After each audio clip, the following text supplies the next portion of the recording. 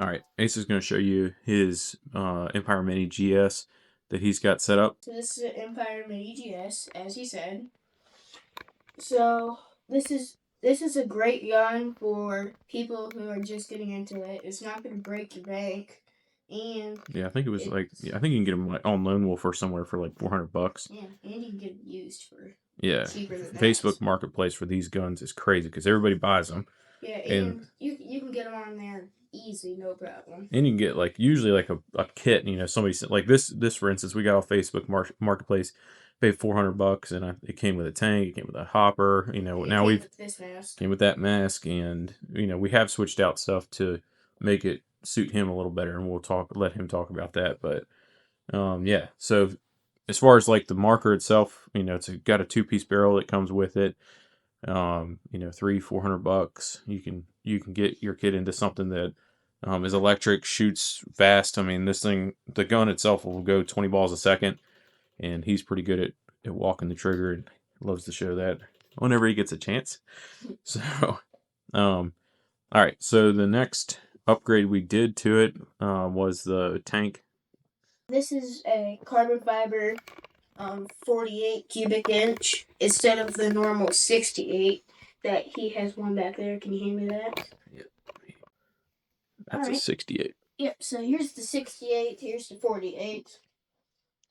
You can tell that this one's much longer from back to back. So it's a little bit harder to shoulder.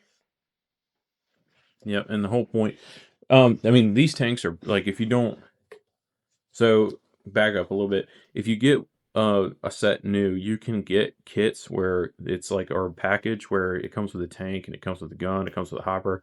I would be kind of leery of that, and that's kind of why we're making this video, is to make this gun really work well for somebody shorter or somebody that's younger. Having that 48 cubic inch tank is a big change. That gets it much easier for him to shoulder it.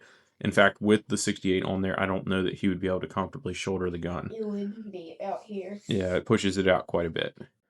All right, let's move to the hopper. Again, you can get packages with hoppers already included, and it seems like a good deal. I would just stay away from the agitator hoppers or the gravity hoppers for this kind of gun. If you're going to an electric gun, you really need something that'll keep up with it, and that's why we switched and went to this. It's the electric hopper. It's a Spire R2, right? Yeah.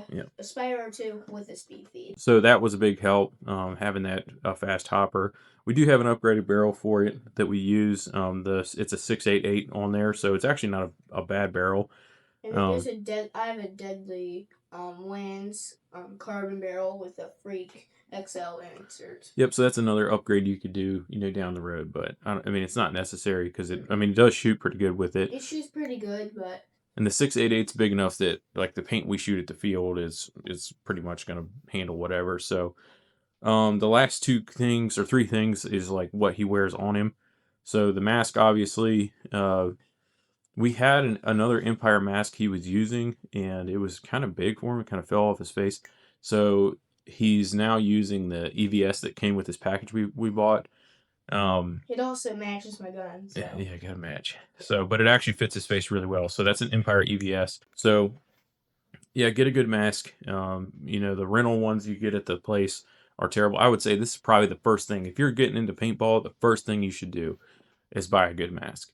Get one that's comfortable for you. And even if you're still using rental guns, you're going to have a much more fun when you're not fogging up and can't see anything, or it's scratched all to pieces, or it smells terrible because it's been in a rental fleet for God knows how long.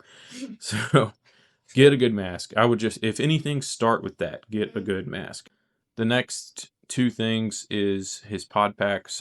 Like a good pack has 2 straps. So it's got the original, like, or the initial strap, and then it's also got like elastic straps that help. So you put it down like this, over, and over. And then tighten it up. Yeah. And also,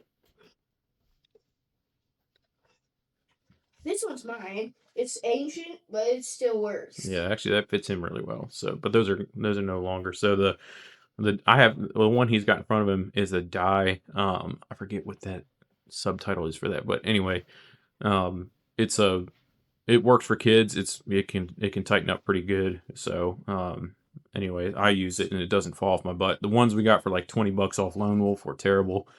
I thought a pack was a pack, but that is not the case. Pay the extra $20, $30, and get a one that's got two straps on it, or a way to have like a double elastic band on it, so that way it doesn't fall off your butt. Because when you have those full of paint, it is heavy. So that's the pack. And last thing is the jersey. So he's got the HK Army padded youth jersey, and I think we had to get that directly from HK Army. Yes. Because I could not find it anywhere else. But it's if anything, it just gives younger people starting a boost of confidence. They have padding. Because trust me, I've been hit up here once. It's not the most. It did do the job though, because he got hit in the shoulder and hardly knew that he had been hit, and it was a kind of a direct hit. Anyway, that's the setup he's using, and it works for him.